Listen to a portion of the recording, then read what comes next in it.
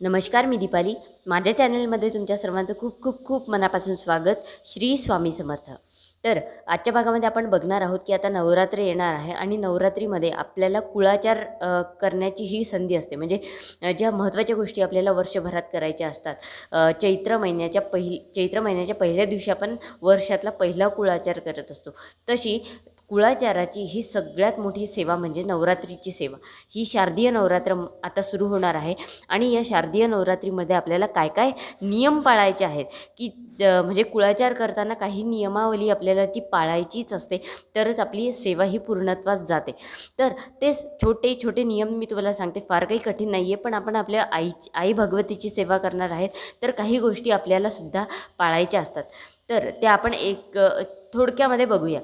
तर पहिली गोष्ट म्हणजे आता शारदीय नवरात्रीचे सगळे व्हिडिओ येतच आहे, एकामागून एक टाकत आहो. आपण कुठल्या सेवा करणार आहोत ते सुद्धा मी टाकणार आहे. आता पहिली गोष्ट म्हणजे की प्रत्येकाने ज्यांच्या घरी घट बसवत असतील किंवा बसवत नसतील त्या सगळ्यांनी कुळाचार करायचा आहे. या नवरात्रीमध्ये सेवा करायची आहे. ती कशी की आपल्याला माहिती की आपल्या ज्या मुख्य घरी म्हणजे आपल्या सासूबाईंकडे घट बसवण्याची परंपरा असेल, बरोबर. तर त्यांच्याकडे घट बसत असतील तर तुम्ही दुसऱ्या गावी राहत असाल तर तुम्हीसुद्धा घट बसवण्याचं काम नाही आहे. घट आपल्या मुख्य घरी एकाच ठिकाणी घट बसत असतात आणि आपली जी कुळदेवी असते, कुळदेवीचा जो टाक असतो तो तिथेच असतो, एकाच घरी असतो. कारण आपण नवीन टाक बनवत नाही जोपर्यंत घरामध्ये लग्न कार्य वगैरे होत नाही तोपर्यंत. तर हा जो कुळाचार आहे, ही जी घट बसण्याची जी पद्धत आहे ती एकाच घरी होत असते, आपल्या मुख्य घरी. तिथेच सर्वांनी कुळाचारासाठी, जर तुम्ही कितीही लांब राहत असाल तरीही तुम्हाला कुळाचारासाठी आपापल्या घरी जायचं आहे. कुळाचार आपल्याकडून झालाच पाहिजे. दुसरी महत्त्वाची गोष्ट, जर तुम्ही फारच लांब राहत असाल, तुम्हाला जर जाणं शक्य नसेल आपल्या मेन घरी मुख्य ठिकाणी, सासू सासऱ्यांकडे तुम्हाला जर जाणं म्हणजे खूप लांब असाल, तुम्ही जाणं शक्य नसेल, तर तुम्ही जिथे राहता तिथे अखंड दीप लावून आणि मंगल कलश, देवीचा मंगल कलश तुम्ही स्थापित करू शकता आणि सेवा रुजू करू शकता. आता सेवा काय काय करायची आहे ते व्हिडिओ येतीलच, पण आपण नियमावली समजून घेतो आहे. म्हणजे झालं, जर तुम्ही घट जिथे बसत असाल, मुख्य घरी असाल, तर तिथे तर खूपच छान तुमची सेवा होईलच. पण तुम्ही दूर राहत असाल, घट बसत नसेल, तर अखंड दिवा आणि कलश, देवीचा मंगल कलश, एवढ्या दोन गोष्टी करून स्थापित करून तुमच्या देवीचा वास तुमच्या घरामध्ये असणारच आणि मग तुम्ही सेवा करू शकता. आता दुसरा नियम की तुम्ही हे जर आत्तापासून करत असाल, करायची सवय असेल, तर सगळ्यात पहिले घरातले सगळे दोष निघून जातात. कारण आई भगवतीची, आपल्या कुलदेवतेची ही सगळ्यात मोठी सेवा आहे आणि सगळ्यात महत्त्वाचं म्हणजे मुलांवर ते संस्कार होतात आणि मुलांमध्ये ती सवय होते आत्तापासूनच. तिसरी महत्त्वाची गोष्ट अशी की घट कसा बसवायचा. आता घट बसवण्याची जी पद्धत आहे ते संकल्पापासून कशी करायची तिथपासून मी माझ्या दुसऱ्या चॅनलवर सविस्तर माहिती तुम्हाला देईलच. पण थोडक्यात सांगते की आपण माती घेतो, एका मोठ्या ताटात किंवा दुरडीमध्ये आपण माती घेतो. ती माती शुद्ध, पवित्र, शेतातली, स्वच्छ ठिकाणचीच असली पाहिजे. माती तर काही आपण धुवू शकत नाही, पण स्वच्छ ठिकाणची ती असली पाहिजे. त्यामध्ये सत्यधान्य, कोणी 9 धान्य किंवा सातू असा आपापल्या पद्धतीनुसार पेरत असतं, त्यावर आपण घट ठेवत असतो. तर अशी ही पद्धत असते. आता चुका काय होतात की काय करता बरेच जण की सगळेच देव घटावर बसवतात. हे एकदमच चुकीचं आहे. बिलकुल सगळे, ही नवरात्र आहे, देवीची नवरात्र आहे. आपण आपल्या कुलदेवीचा टाकच फक्त घटावर बसवत असतो, हे आवर्जून लक्षात ठेवा. सगळे देव घटावर बसत नाही, ही खूप मोठी चूक तुमच्याकडून होते. बरेच जण असं करतात, फक्त देवीचाच टाक आपल्याला घटावर बसवायचा असतो. मग तुम्ही म्हणाल कुलदेवतेचा टाक बसवतो, मग खंडोबाचं टाक पण आम्ही बसवू का? नाही, खंडोबांची नवरात्र ही वेगळी असते, जी आपली डिसेंबरमध्ये येते, षडरात्र जिला म्हणतात. तेव्हा पण काही जण घट बसवतात, तो खंडोबांचा घट बसतो, तेव्हा खंडोबांचा टाक ठेवायचा असतो. आता देवीचाच टाक बसत असतो. ही झाली दुसरी गोष्ट. आता तिसरी गोष्ट अशी की तुम्हाला नवरात्रीमध्ये ब्रह्मचर्याचे पालन करायचे आहे. पूर्ण 9 दिवस तुम्हाला ब्रह्मचर्याचे पालन करायचे आहे. कारण तुम्ही कारण आपल्या घरात देवीचा वास असतो. 9ही दिवस देवीची सेवा आपण करत असतो. गुरुचरित्रसारखेच थोडेफार नियम आपल्याला पाळायचे आहे. ब्रह्मचर्याचे पूर्ण 9 दिवस पालन करायचं आहे.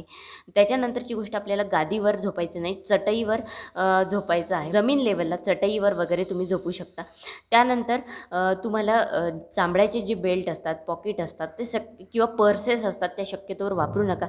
पायामध्ये चप्पल पण चाबडायची नको. त्यानंतर या कालावधीत पुरुषांनी केस किंवा नखं कापणं हे शक्यतोवर टाळा. शेविंग करणं वगैरे महिला तर करू शकतात. तेवढा दिवस 9 दिवस तुम्ही जर केस कापले नाही किंवा काही प्रॉब्लेम होत नाही तर केस कापणं, नखं कापणं, हायजीनच्या दृष्टीने नखं कापले तरी चालतील, पण शक्यतोवर टाळा. 9 दिवस हे टाळा. त्यानंतर तुम्ही नॉनव्हेज खाणं, घरामध्ये कांदा लसूण खाणं, की जे सात्विक अन्न आहे तेच शिजवा, तेच शिजवून खा. त्यानंतर आपल्याला देवीचे 14 पाठ तरी घरात आपल्या सगळ्या जणांचे मिळून जरी 14 झाले तरी चालेल. 14 पाठ कमीत कमी तुम्ही श्रीचरणी आपल्या देवी आईच्या चरणी, आपल्या कुलदेवतेच्या चरणी रुजू करा. 14 पाठ तरी झालेच पाहिजे. त्या बरेच जण काय करतात की 9 दिवस पहिल्या दिवशी देव आपण बसवले की देवघरामध्ये देव मांडले की 9 दिवस त्यांची पूजा करत नाही. तर ज्यांच्या घरी जशी पद्धत असेल यासाठी काही नियम नाही आणि कुठलाही दोष लागत नाही. जर तुम्ही तुमच्या ही तुमच्या पूर्वापार चालत आलेली जी पद्धत आहे ती फॉलो करा. देवाची पूजा तुम्ही 9 दिवस जरी नाही केली तरी चालेल आणि जे करत असतील त्यांनी केली तरी चालेल. पण काय असतं की आपण आपल्या देवघरासमोरच कधी कधी घट मांडतो. मग अशावेळी तुम्ही देवपूजा करता तर त्याला धक्का लागू शकतो. घटाला धक्का लागला नाही पाहिजे. देवी आई झोपलेली असते घटावर आणि निद्रा अवस्थेत असते, तिला धक्का लागता कामा नये. म्हणून देवपूजा त्या घरामध्ये तिथे धक्का लावायचा नाही. तुम्ही षोडशोपचारे पूजा करू शकता. हळदी कुंकू किंवा नैवेद्य प्रसाद ते तुम्हाला रोज द्यायचं आहे. फक्त देवाची आंघोळ बऱ्याच ठिकाणी केली जात नाही, कारण ह्याच कारणामुळे की धक्का लागला पाहिजे नाही, कुठेही काही हालचाल झाली पाहिजे नाही. आपली देवी आई निद्रा अवस्थेत असते.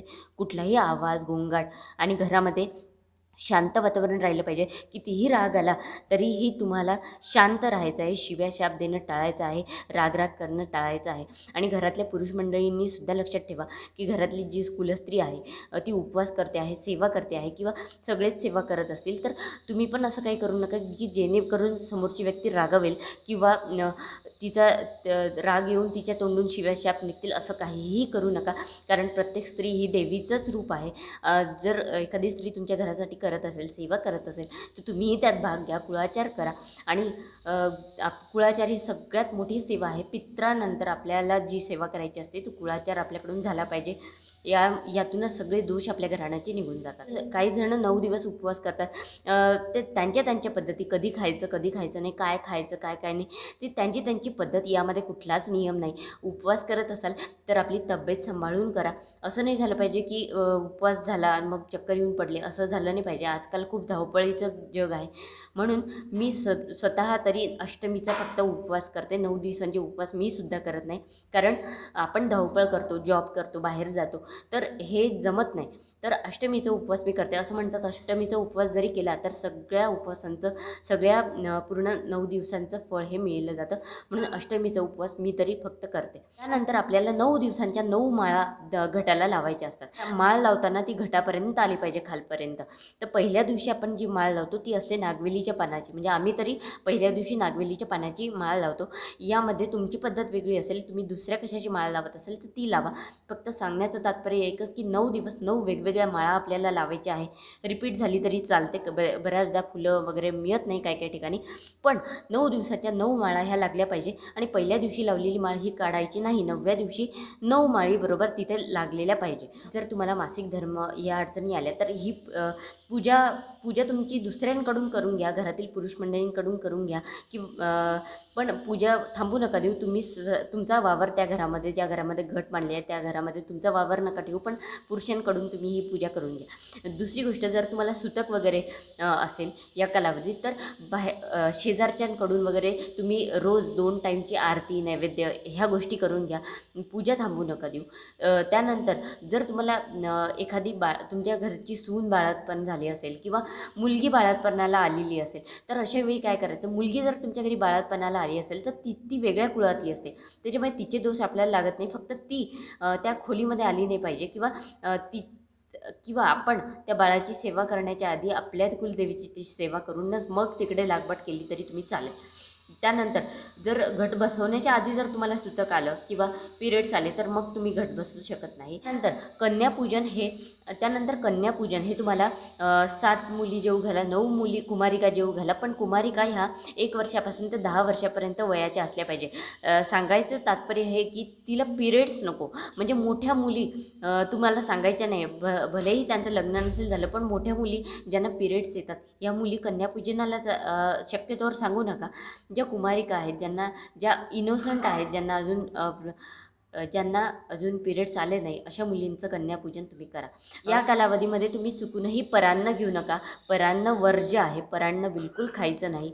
कोणाच्या घरी जर तुम्हाला सुवासिनी किंवा कुमारिका म्हणून बोलवलं असेल तर मात्र जायला चालते, त्या सेवेला नाही म्हणू नका. जर कधीही आयुष्यामध्ये कोणत्याही पूजेसाठी कोणत्याही घरी तुम्हाला सुवासिनी किंवा कुमारिका म्हणून जर बोलवलं ना तर नाही म्हणायचं नाही, त्या सेवेला जायचं. ते परान्न नसतं. मग परान्न म्हणजे विनाकारण कोणाच्या घरी जर जाऊन बसले गप्पा मारायला, चहा पाणी घेताय तर ते परान्न, ते खायचं नाही.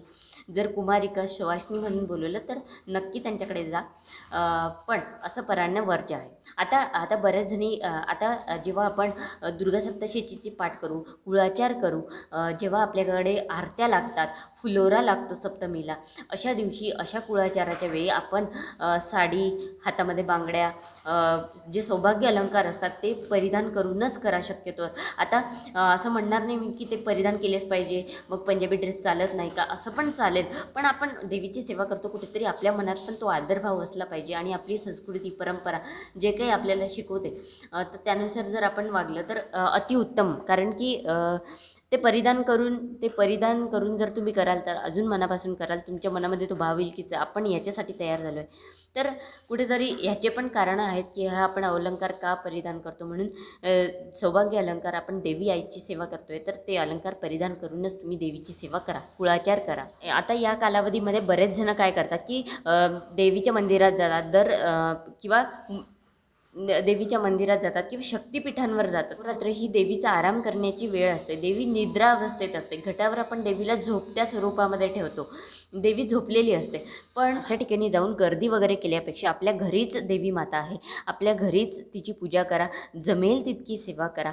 आणि नंतर नवरात्रीनंतर मग तुम्ही कुळाचार करण्यासाठी मूळ पीठावर गेलं तरीही चालेल, पण नवरात्रीमध्ये शक्यतो जाण्याचं टाळा. घरीच आपल्या देवी असते, आपण घट बसवलेले असतात, अखंड दिवा असतो, मंगल कलश असतो, आपण आपल्या घरीच सेवा रुजू करावी. त्यानंतर रोजच्या रोज आपल्याला नैवेद्य, आरत्या, आपण जरी देवाची पूजा करत नसतं, काही घरी देवाची पूजा रोज केली जाणार नाही, काही घरी रोज देवाची पूजा करतात, तर त्यांनी देवाची पूजा जर नसतील करत तरीही पूजा तर तुम्हाला करायची आहे. आणि रोज माळी अर्पण करणे, 2 टाईम आरत्या करणे, नैवेद्य करणे आणि आपल्या दुर्गा सप्तशतीचा पाठ करणे, ह्या गोष्टी तरी तुम्हाला करायच्याच आहे. अजून काय काय सेवा करायची आहे याचे व्हिडिओसुद्धा येतीलच. अजून जर काही तुम्हाला माहिती पाहिजे असेल किंवा काही गोष्टी, काही पॉईंट्स राहून गेले असतील तर नक्कीच कमेंटमध्ये सांगा.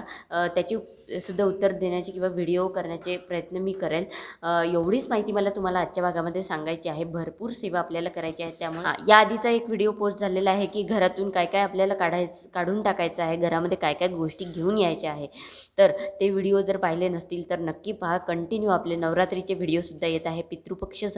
पितृपक्षानंतर नवरात्रीचीच तयारी आपल्याला करायची आहे. पितृपक्ष झाल्यावर घर एकदा परत एक हात फिरवा, घर स्वच्छ करून घ्या परत एकदा, आणि मग आपले नवरात्रीच्या तयारीला आपण सेवेला लागूया.